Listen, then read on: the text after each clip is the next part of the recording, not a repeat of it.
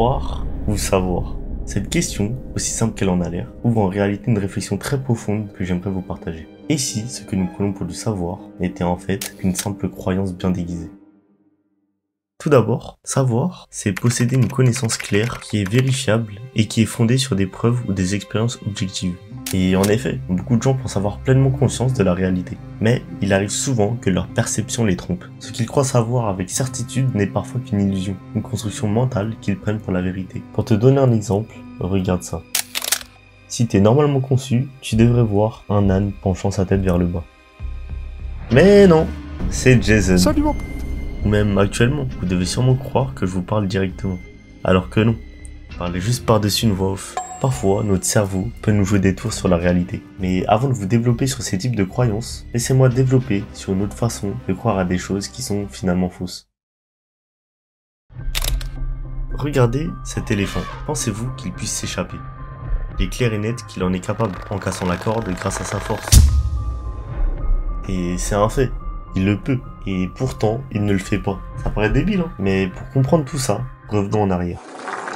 Non. Beaucoup plus en arrière. Regardez cet éléphanteau. Il est encore jeune et n'a pas encore assez de force pour casser la corde qui l'emprisonne. Ce jeune animal a pourtant essayé plusieurs fois de s'échapper en essayant de détruire ce qui l'empêche d'être libre.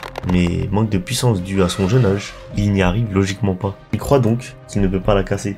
Et en soi, c'est vrai. Malgré toutes les tentatives qu'il a fait, il n'y est jamais parvenu. Et même quelques années après, toujours pareil, il n'y arrive pas. Mais dans cette situation, cette croyance était peut-être valable dans le passé. Mais à l'âge adulte, il a bel et bien atteint une force plus développée pour réussir à s'enfuir. Et ça nous paraît logique d'un point de vue extérieur, ça c'est sûr. Mais pour lui, il croit savoir qu'il n'en est pas capable. Imaginez que pendant des années, vous aviez essayé de casser une chose qui, à de nombreuses reprises, n'avait jamais eu un seul résultat. Comprenez alors que malgré qu'il ait grandi, sa croyance restera ancrée dans sa tête. Il est conditionné à croire qu'il n'y arrivera jamais. Même si à présent il a la capacité de détruire ce qui l'emprisonne et d'être enfin libre, lui ne le saura jamais. Il ne remet pas cette cause en question et restera bloqué toute sa vie. Et dans cette situation, tout ça est dû au conditionnement. Et oui, la période d'enfance est le moment de notre vie où l'on découvre et apprend le plus de choses. On obtient beaucoup d'informations et on est conditionné à croire la majorité des choses que l'on peut observer et entendre. Que ce soit dans l'apprentissage ou l'éducation, notre cerveau interprétera toujours à sa façon la réalité. De nombreuses personnes sont conditionnées à croire à une soi-disant vérité, qui est peut-être finalement a priori, que ce soit sur vous-même, sur les autres ou même sur l'histoire. L'exemple de l'éléphant vous montre l'importance de remettre en question ce qu'on croit être vrai. Et je comprends que c'est compliqué d'accepter que pendant tout ce temps, on avait en fait tort. Mais en fin de compte, le plus important, c'est de s'en rendre compte et de finalement réussir à l'accepter. Alors n'hésitez pas à essayer de casser la grotte qui est en vous, en recréant des doutes et en remettant en question les choses très souvent, en vous renseignant sur ce que vous croyez, pour ne pas rester bloqué dans l'illusion et donc rester bloqué par votre propre corde. Je pourrais même vous citer l'exemple des enfants qui sont adoptés, qui eux croient être l'enfant biologique de leurs parents jusqu'à un certain âge et qui finalement prennent une sacrée claque parce qu'ils apprennent la réalité. Ce que vous avez peut-être été conditionné à apprendre ou voir dans votre vie a peut-être été faux. Pensez-vous que tout ce qui est écrit dans les livres d'histoire se sont réellement passés comme c'est écrit? Ou êtes-vous conscient que la réalité a peut-être été romancée et blanchie ou même réinventée pour paraître moins cruelle? Saviez-vous réellement la vérité? Ou êtes-vous conditionné et influencé à y croire? Bon, le conditionnement en vrai, c'est selon vous et votre vécu. Vous êtes libre de croire ce que vous voulez. Je vous ai pas dit de ne plus croire. Je vous dis seulement de vous méfier et de faire très attention pour ne pas être naïf. Et du coup, dans un conflit, faut croire qui ou quoi? Bon, j'ai pas la réponse légitime à 100%, mais je vais vous donner la réponse la plus correcte selon moi.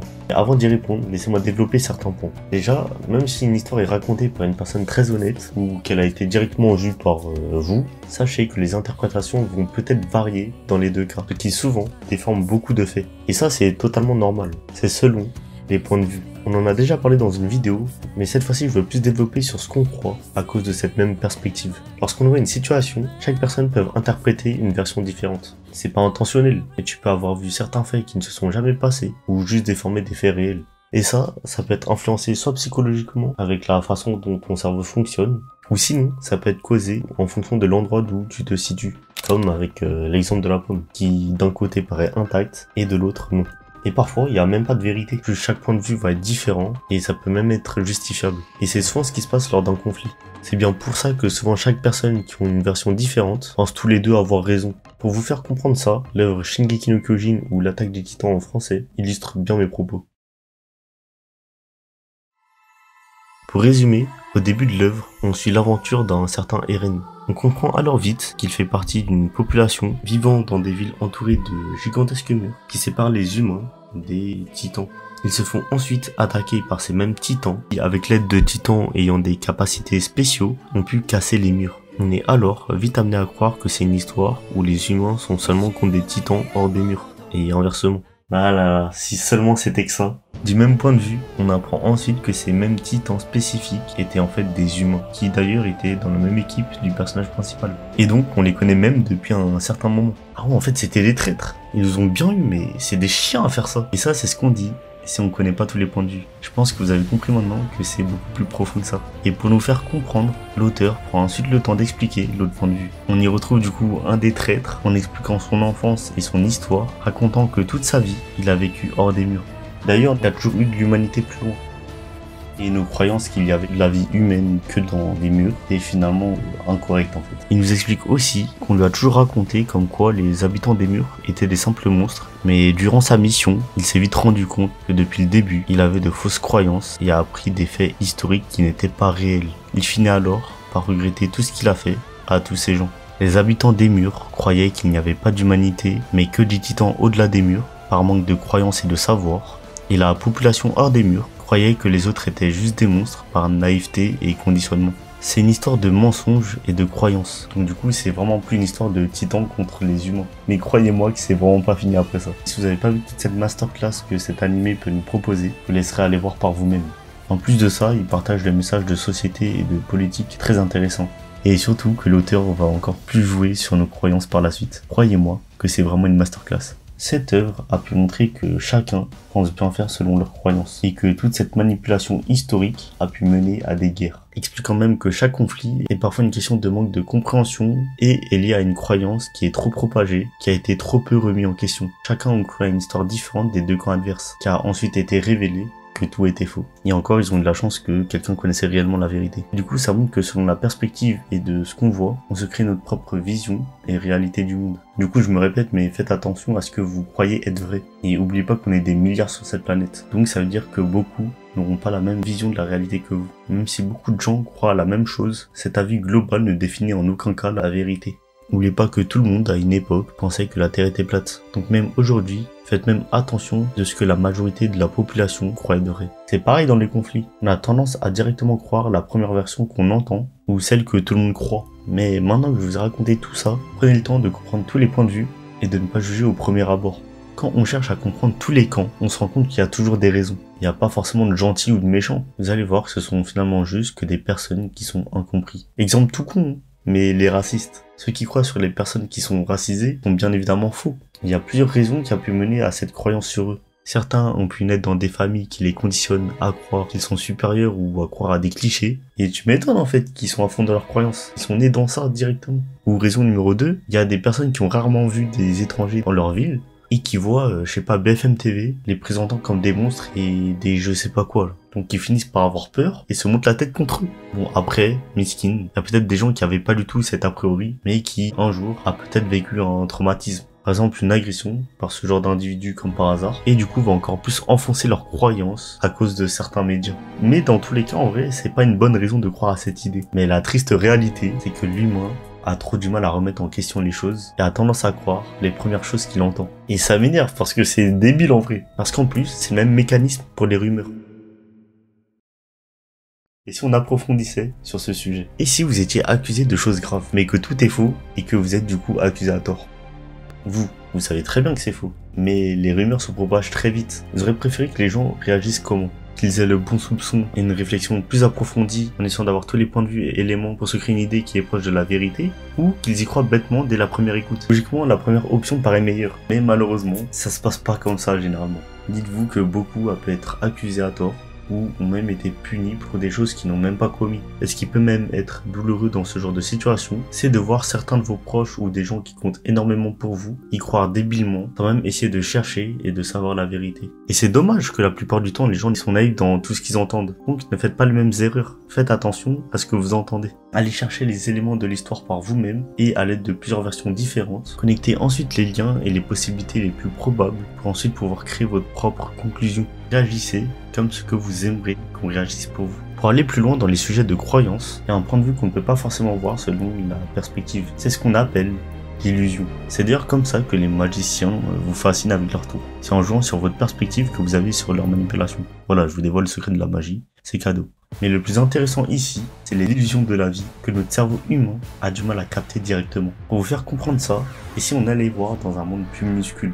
Déjà, sachez que des milliers d'acariens se trouvent sur votre visage. Mais sachant qu'on ne peut pas voir tout ça, on a l'illusion que rien ne se passe dessus. Mais bon, allons plus loin que ça. Allons voyager dans le monde quantique. Saviez-vous que la loi dans ce monde était différente de celle de notre monde gigantesque? Pour vous citer un petit exemple, sachez que rien ne se touche réellement. Nous sommes seulement de nombreux atomes avec un champ magnétique qui les sépare, donnant l'illusion que les choses se touchent. Il y a plein d'autres lois qui sont différentes dans ce monde. Je vous laisserai aller vous renseigner par vous-même si vous êtes intéressé, parce que c'est pas tout le sujet de la vidéo non plus. Mais si la loi change en voyant les choses plus petites, imaginez la loi des choses qui sont bien plus grandes et surtout très loin de nous. Dans l'espace, à certains endroits, le temps va passer beaucoup plus vite. Avoir l'impression d'y rester quelques minutes, alors que pour les gens qui vous attendent sur Terre, vous y êtes resté des heures, voire peut-être des jours. Bon, je suis pas scientifique pour vous expliquer les raisons en détail, mais il me semble que c'est selon la gravité et de la distorsion de je sais pas quoi. Bref, allez vous renseigner encore. En plus sérieusement, mettez-moi les informations en commentaire si vous aviez la réponse. Et oui, le temps est quelque chose de très compliqué à comprendre, mais ça reste quelque chose dont on a le savoir qu'il existe, même s'il est invisible. Et du coup, ça voudrait dire que des choses existent, même si on ne le voit pas. Et bah oui, comme l'air, les atomes, le wifi ou même le gaz. Et par contre, dans tout ça, il y a des façons de les percevoir d'une certaine manière. Mais y a-t-il possibilité qu'une chose existe vraiment sans qu'on puisse de n'importe quelle façon le voir?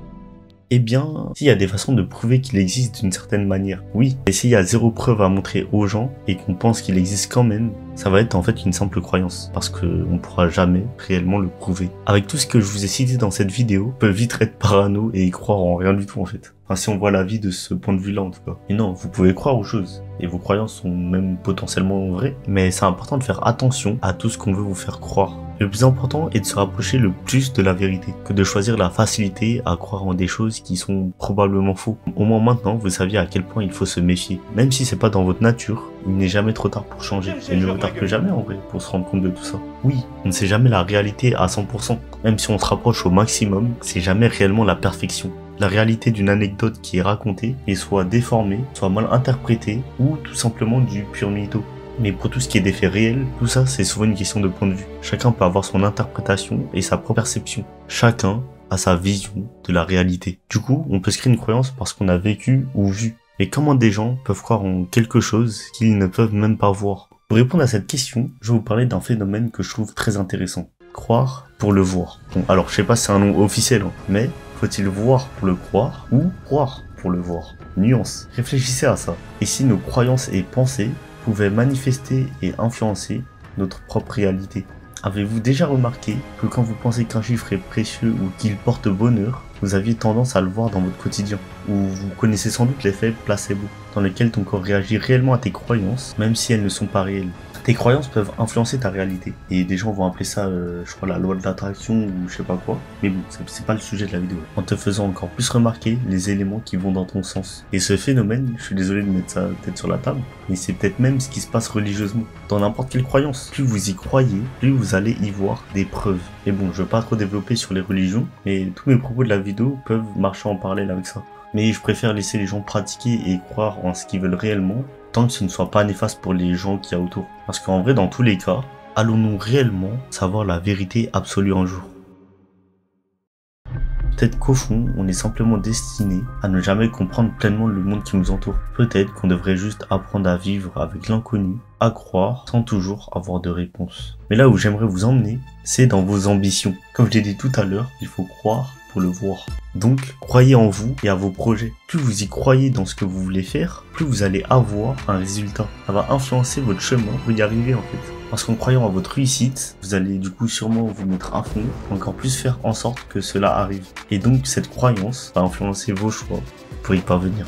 Peut-être que certains d'entre vous ne pensent même ne pas être capables, mais remettez-vous en question 2 secondes. Et si vous étiez capable de beaucoup plus que vous ne pouvez le croire, mais que vous êtes limité par vos croyances et des choses qui vous entourent. Et ça a même été prouvé. En revenir dans les illusions de la vie, la science explique que tu es même plus capable que tu ne le crois. Lors d'un grand effort physique, ton corps voudra s'arrêter et te donne l'impression à un certain moment que tu ne peux plus. Mais en réalité, à ce moment-là, tu n'es qu'à 40% de tes capacités. Et ton corps peut continuer encore pendant très longtemps. Là, on voit que ce que vous croyez peuvent même vous influencer négativement. Depuis l'enfance, on vit des expériences qui nous façonnent peu à peu.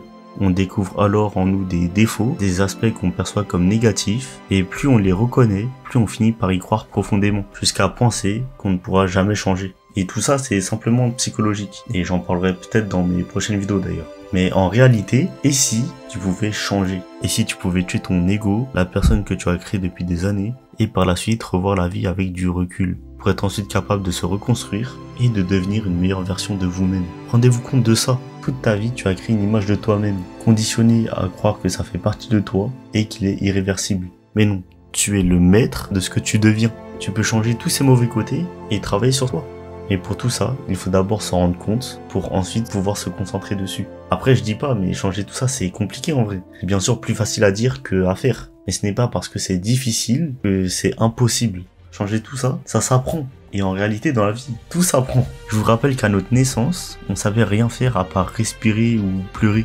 Vous ne saviez même pas parler ou marcher à l'époque. On était tous des merdes à rien savoir faire. Mais vous aviez appris pas à pas, erreur par erreur. Il y a eu des chutes, des moments compliqués avec des obstacles, mais vous vous êtes toujours relevé et vous aviez toujours cru à un résultat très profondément. Et grâce à l'expérience et à la volonté d'apprendre, vous êtes maintenant capable de marcher sans aucun problème. Et aujourd'hui, vous avez même la capacité de courir. Comprenez que c'est le même mécanisme pour tout en fait. Tu veux savoir faire du piano? Bah apprends. Crois que les plus grands pianistes du monde savaient faire du piano à leur naissance? Non, ils ont appris. Et ils se sont perfectionnés avec le temps. Et chaque humain peut le faire dans tous les domaines. Juste, faut être conscient que certains auront plus de facilité ou même de difficultés que les autres. Mais au final, tout le monde est capable de tout apprendre si la volonté est présente. Trouvez l'étincelle qui allumera la flamme en vous. Croyez en vos capacités pour atteindre le résultat que vous voulez. Et n'écoutez pas forcément les autres, parce que beaucoup se permettront de dire des choses parce qu'ils croient que leur façon de voir est la vérité absolue. Mais non, en tous les cas, les choses ne leur conviendront pas.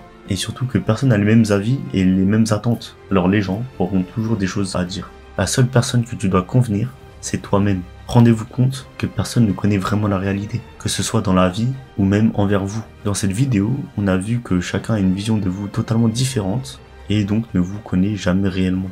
Donc que ce soit tes ennemis, tes proches, tes amis ou même ta famille, ne laisse jamais quelqu'un te faire croire que tu n'en es pas capable. Parce que tu en es capable. Et ça, je le sais.